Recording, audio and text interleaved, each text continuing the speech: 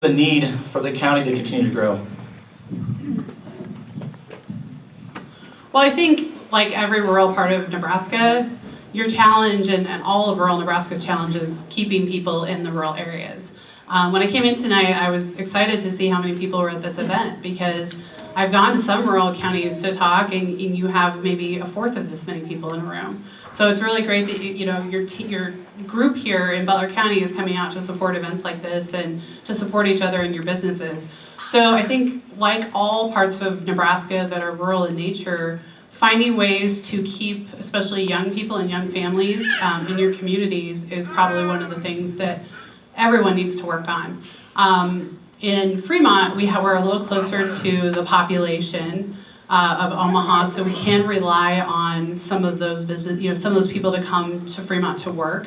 Although most of our employees are Fremont people who live in Fremont. I think it's like 70+% live in Fremont. But that's the challenge you have when you're recruiting businesses. One of the things we always as a business look at is workforce. Do they have people there that can do these jobs? So anything you can do to continue to keep the people in your community, but also attract new people to your community. Clearly, you're doing a good job, Hilger's family, if you're recruiting people to move this way. So those kinds of things really go a long way. I would have to, I agree with her, it's people. But there's also a tremendous need for housing. I think investment in whether it's duplexes, fourplexes, apartments, it's hard to bring people in when there's nowhere for them to live.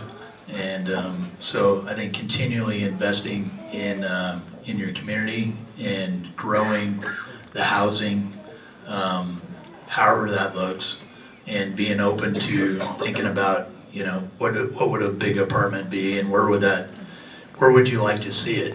Where these housing going to be?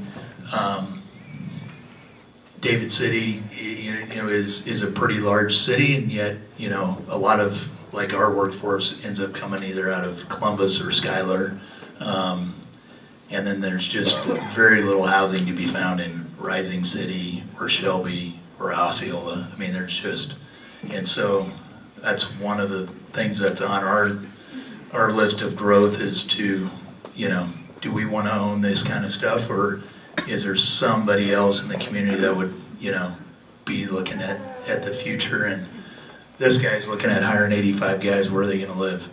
So. Well, this town pretty much had me when I saw Runza when I was driving. I was pretty sold right off the bat.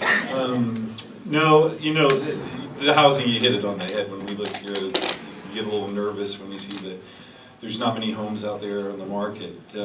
What we need here, we're still working through. I got a few people with me today that are working with the municipalities on what we require to run a soybean processing plant of the size we have. But again, I think the right people that we've been dealing with, every time I've been brought up to speed on a meeting we have, everything's gone well. So I'd agree. The housing market needs to probably get a few more out there.